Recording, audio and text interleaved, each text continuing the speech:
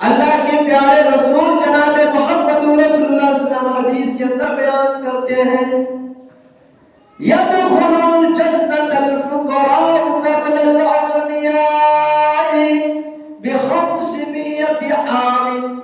قیامت کے دن غریب لوگ امیر لوگوں سے 500 سال پہلے جنت میں جائیں گے.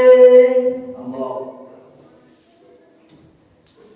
غریب لوگ، فقیر لوگ امیر لوگوں سے، دولت والوں لوگوں سے 500 سال پہلے جنت میں جائیں گے.